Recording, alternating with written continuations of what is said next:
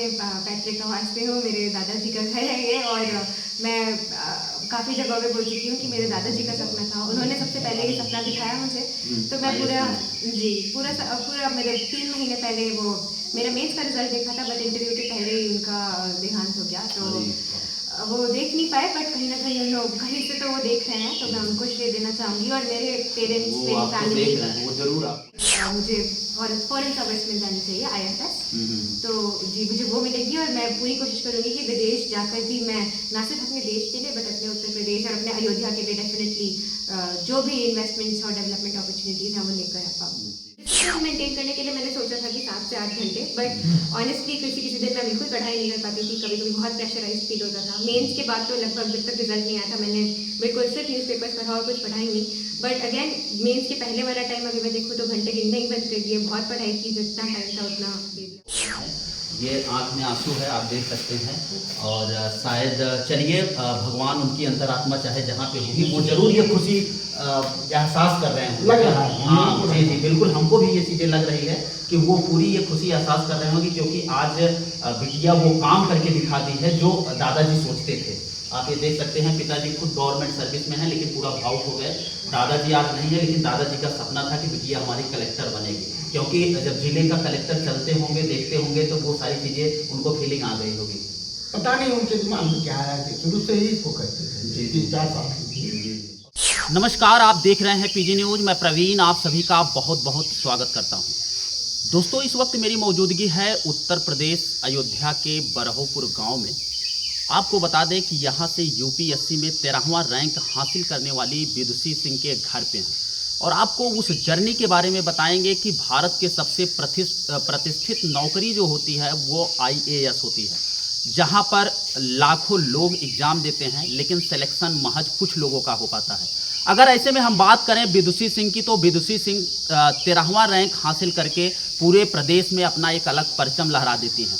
सबसे बड़ी बात अगर उनके बारे में कहा जाए तो ये पहला अटेम्प्ट था। अगर महज उम्र की बात करें तो 21 साल की उम्र में विदुषी सिंह ऐसा अपना परचम लहराती हैं कि पूरे UPSC में तहलका मच जाता है। ऐसे में हम खास बातचीत करने के लिए घर पे मौजूद है। पूरे घर पर बधाई देने वालों का तांता लगा हुआ है। ये पैतृक आवास है, आप यहाँ पे देख सकते हैं। सबसे पहले हम विदुषी सिंह से बात करेंगे, उसके बाद उनके मम्मी से, फिर उनके पापा से। ऐसे सभी लोगों से एक एक करके हम जानने की उनके बारे में कोशिश करेंगे, और आप लोगों को बहुत सारी चीज़ें सीखने को मिलेगी। तो ऐसे में आइए हम बातचीत करने की कोशिश करेंगे। देख सकते हैं आप यहाँ पे पूरा घर पे सभी लोग बधाई देने के लिए आए हुए हैं।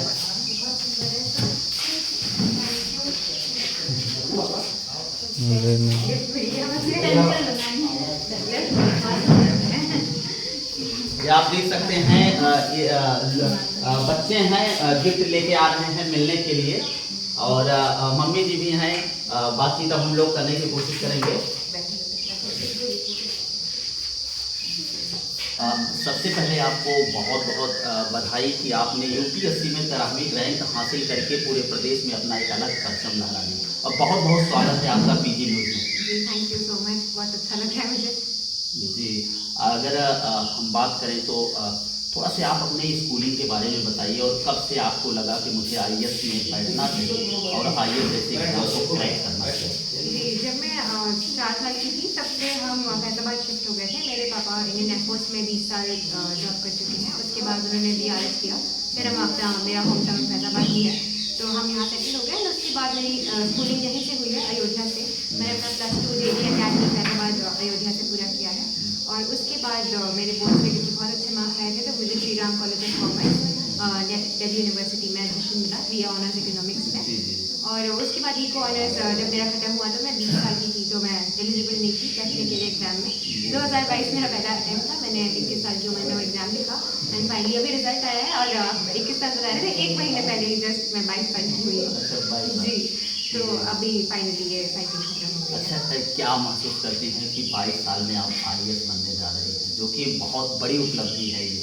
और अगर जहाँ पे ये कहा जाए कि ग्रेजुएशन के बाद लोग मूड बनाते हैं कि अब हमको सिविल सर्विसेज की तैयारी करना है, लेकिन आप 22 साल की एज में क्रैक कर जाती है, कितना खुशी हो रही है? मुझे बहुत ज़्यादा खुशी हो रही है और इसके पीछे मतलब मेरी ऑब्वियसली ये एग्जाम तरीके से तो मेहनत है, बट मेरे अकेले की नहीं है, पूरे फैमिली ने बहुत ज़्यादा सपोर्ट किया है और ये एक तरीके से हम सबका सपना था। ये मेरे बाबा का, मेरे मम्मी पापा का, मेरी पूरी फैमिली का सपना था।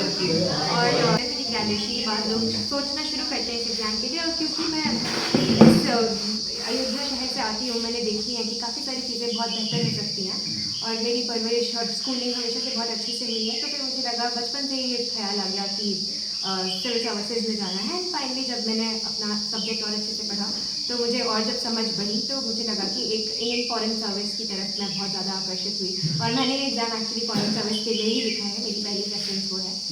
तो जी यही पूरा रहा है मेरा। सबसे बड़ा सफलता का सबसे बड़ा श्रेय किसको देना चाहिए? जी मैं अपने पैतृक आवास पे हूँ, मेरे दादाजी का घर है ये, और मैं काफ़ी जगहों पे बोल चुकी हूँ कि मेरे दादाजी का सपना था, उन्होंने सबसे पहले ये सपना दिखाया मुझे। तो मैं पूरा मेरे 3 महीने पहले वो मेरा मेंस का रिजल्ट देखा था, बट इंटरव्यू के पहले ही उनका देहांत हो गया। तो वो देख नहीं पाए, बट कहीं ना कहीं उन लोग कहीं से तो वो देख रहे हैं, तो मैं उनको श्रेय देना चाहूँगी। और मेरे पेरेंट्स, वो आपको देख रहे हैं, वो जरूर आपको देख रहे हैं, क्योंकि दादाजी का ये सपना था और वो सपना आपने पूरा कर दिया। तो कहीं कहीं वो देख रहे हैं, जरूर देख रहे हैं। जी जी जी। और मम्मी का कितना योगदान रहा इस परीक्षा में? जी मेरा हमेशा से ये मानना है, मैंने अपनी मम्मी को देखा है बहुत ही ज़्यादा हाईली एजुकेटेड, सबसे ज़्यादा एजुकेटेड है मेरे घर में मेरी मदर, डॉक्टर शिक्षक है ना? जी शिक्षक हैं। एक प्राइमरी स्कूल में मेरी मदर हेड मास्टर हैं एंड उनके पास डॉक्टरेट है जियोमॉर्फोलॉजी में, तो बहुत हाईली एजुकेटेड है।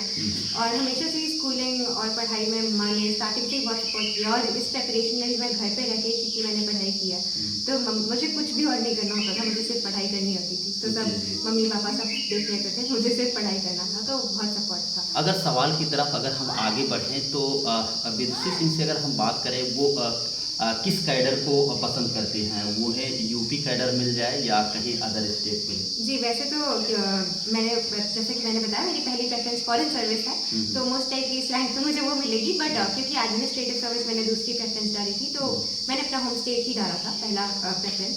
बट क्योंकि 13वीं रैंक पे मुझे फॉरेन सर्विस मिल जानी चाहिए, IFS, तो जी मुझे वो मिलेगी। और मैं पूरी कोशिश करूँगी कि विदेश जाकर भी मैं ना सिर्फ अपने देश के लिए बट अपने उत्तर प्रदेश और अपने अयोध्या के लिए डेफिनेटली जो भी इन्वेस्टमेंट्स और डेवलपमेंट अपॉर्चुनिटीज़ हैं वो लेकर आ पाऊँ। जी जी जी जी।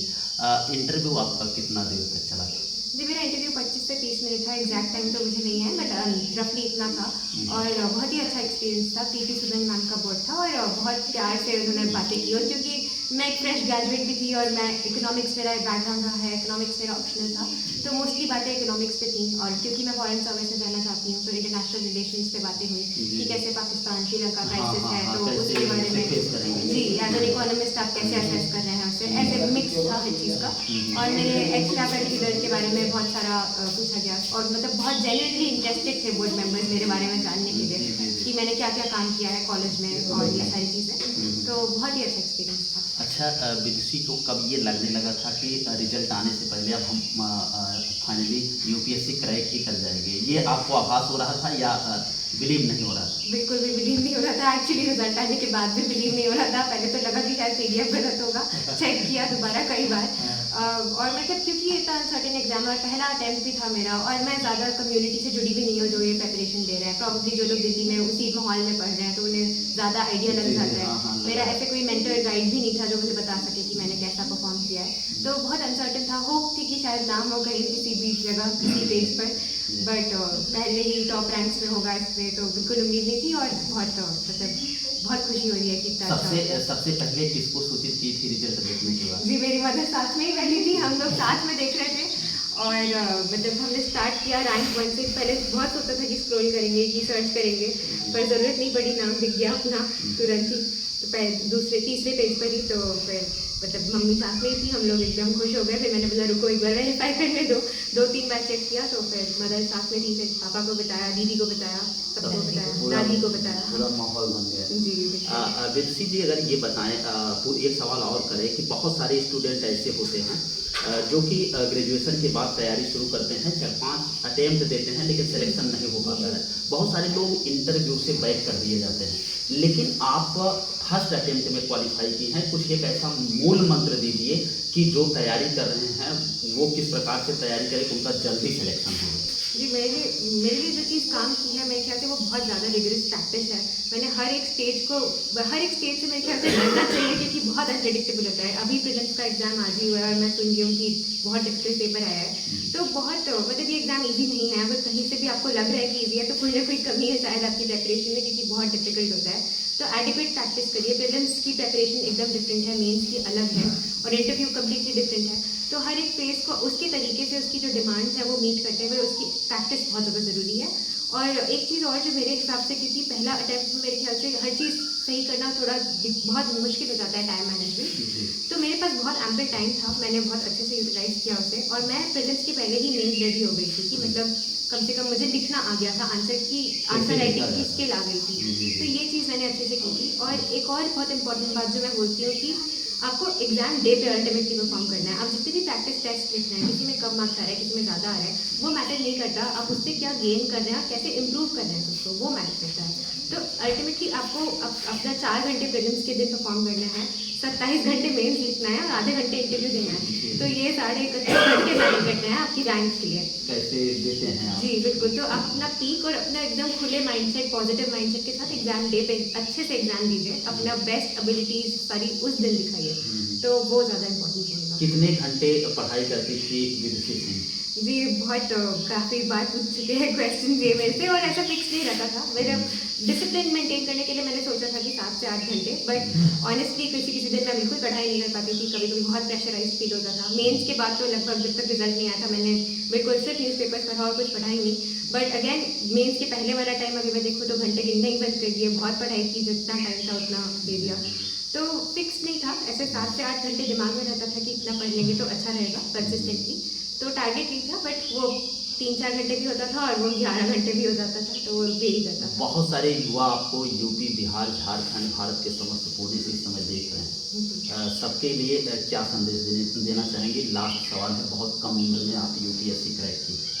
जी मैं यही संदेश देना चाहूँगी कि बहुत ज़रूरी है कि आपकी लाइफ में आप एक पर्पस ढूंढें, एक गोल ढूंढें। मैं बहुत लकी हूँ क्योंकि मुझे बहुत बचपन से पता था कि मुझे क्या करना है। बहुत लोगों को टाइम लग जाता है, भटकते हैं लोग कि एग्जैक्टली क्या करना है, और इसमें कोई बुराई नहीं है। हर किसी को नहीं पता होता कि क्या लाइफ में मकसद है। तो एक ज़रूरी है कि आप एफर्ट्स डालें अपना मकसद ढूंढने में, और किसी न किसी दिन आपको वो ज़रूर मिलेगा। और उसके लिए अगर आपने कंसिस्टेंटली एफर्ट्स डाले हैं तो आपको सक्सेस, उसके साथ उसके रिटर्न्स, आउटकम्स सब मिलेंगे। तो मेरा यही मानना है और मैं यही संदेश भी देना चाहूँगी। जी बहुत बहुत धन्यवाद आपको पीजी न्यूज़ से बात करने के लिए। मम्मी जी साथ में हैं, बहुत खुशी हुई हो रही होगी मम्मी जी को भी, इनसे भी बातचीत करने की कोशिश करेंगे। बहुत बहुत स्वागत है आपका पीजी न्यूज़ में। बिटिया IAS बन गई है, क्या कहना चाहेंगे? बहुत खुशी हो रही है, सबको धन्यवाद। जी क्या पता था कि बिटिया पहली बार में IAS क्रैक कर जाएगी? इसकी मेहनत देख के मन में भरोसा था कि होगा ज़रूर। अब कितना होगा, किस लेवल का होगा ये नहीं पता था, लेकिन जिसकी तैयारी और इसकी मेहनत देख के मन में विश्वास था कि पास तो ज़रूर होगी। रैंक का आइडिया नहीं। बिटिया आपके साथ में रहती थी या बिटिया लगाव से रहती थी? नहीं, इसका रूम हमने सेट कर दिया था क्योंकि कोविड में जब आई है तो पूरा माहौल ही अलग था उस समय। इन्होंने फिर एक ऑनर्स की पूरी अपनी पेपर भी से ऑनलाइन दिया, फिर ऊपर इनका हमने कमरा सेट कर दिया था। ये अपना टाइम से पढ़ाई करती थी, नीचे आके अपना ब्रेकफास्ट और वो सारी चीज़ें मैं देखती रहती थी। हाँ, पूरा इसको कभी कुछ कहना ही नहीं पड़ा है। मेरी बच्ची बहुत समझदार शुरू से थी। कितने बच्चे हैं आपके? मेरी 2 बेटियाँ हैं। 2 बेटियाँ? खाली बेटियाँ? बेटे? नहीं, 2 बेटियाँ, एक ही बेटा है। किससे कम है ये? तो और आपकी सेकंड वाली बेटी क्या कर रही है? ये पहले नंबर में है नहीं, या ये दूसरे? छोटी है। बड़ी बेटी मेरी US में है, MBA कर रही है। अच्छा। स्कॉलरशिप पे होगी। बहुत सारे ऐसे पेरेंट्स होते हैं जो अपने बच्चे को डॉक्टर, इंजीनियर और IAS जैसी परीक्षा को क्वालिफाई कराना चाहते हैं, क्या संदेश देना चाहेंगे? बिल्कुल गलत बात है। बच्चों का अपनी प्रतिभा होती है, कभी भी आप किसी सांचे में नहीं रखे बच्चे को डालिए। जी वो उनका इंटरेस्ट होता है। पता चला आप डॉक्टर बनाना चाह रहे हैं, उसको बायो पढ़ना ही नहीं है, नहीं इंटरेस्ट है, तो नहीं कभी बन पाएगा ना। ऐसा कभी नहीं करना चाहिए। बच्चे की जो नेचुरल प्रतिभा होती है, आपको पहचान के उसी को सहयोग करना है, एक अच्छा वातावरण देना है, सुविधाएं देनी कि है। बच्चा मेरा कहाँ जाना जी चाहता है। बिल्कुल, जी। बिना किसी प्रेशर के अगर बच्चे पढ़ाई करते हैं तो मेरे ख्याल से ज़्यादा। क्या कहना चाहेंगे? बहुत सारे पेरेंट्स आपको देख रहे हैं और आपकी बातें ध्यान से एक एक बातें सुन रहे हैं, क्या कहना चाहेंगे सभी के लिए? सभी के लिए बस यही कहना चाहूँगी कि अपने बच्चे की प्रतिभा को पहचानिए। ज़रूरी नहीं है वो पढ़ाई में ही हो, किसी भी क्षेत्र में जा सकता है, कला, संगीत, खेल कूद, साहित्य, किसी में भी जा सकता है। और बस उसको थोड़ा सा सहारा, सपोर्ट, और जो एक एज होती है स्पेशली क्लास 8 to क्लास 11-12, उसमें आपको ज़्यादा ध्यान देने की ज़रूरत है। जी, उनका दोस्त बन के अगर आपने उनका विश्वास जीता तो बच्चा आपसे हर चीज़ शेयर करेगा, और मुझे लगता नहीं कि फिर कुछ ज़्यादा मेहनत करने की ज़रूरत है। बहुत बड़ी बात देखिए, माता जी ने बहुत बड़ी बात बता दी कि जो 8 से लेके 11-12 की एज होती है वो बड़ी खतरनाक एज होती है। अगर उसमें बच्चों के साथ दोस्ती कर लिया जाए तो सारी चीज़ें सामने निकल कर आ जाती है। सही है कि नहीं? जी जी। ऐसे में देखिए पूरे घर परिवार में हैं।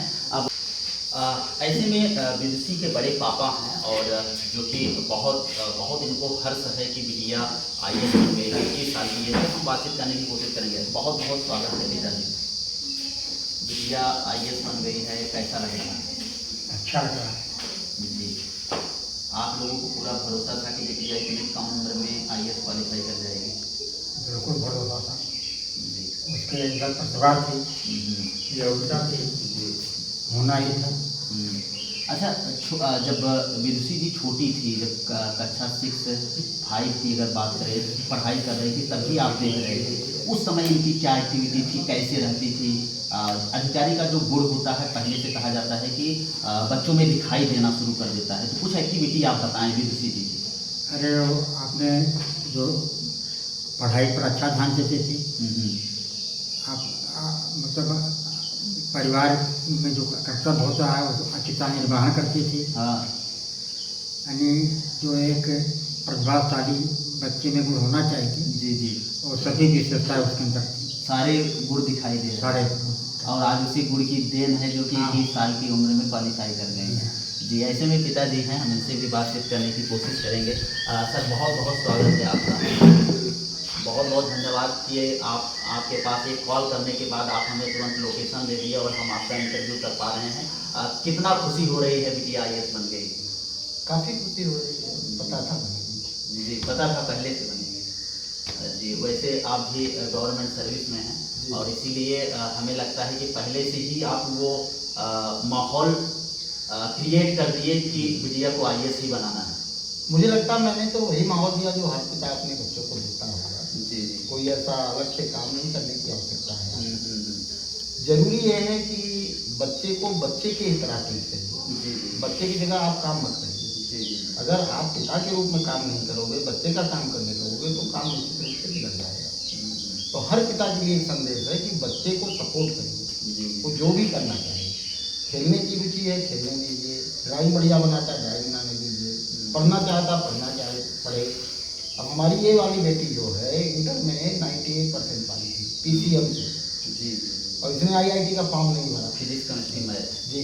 जी। इसलिए वो हाई स्कूल के बाद इकोनॉमिक्स का पता है कि इकोनॉमिक्स ही पढ़ना है।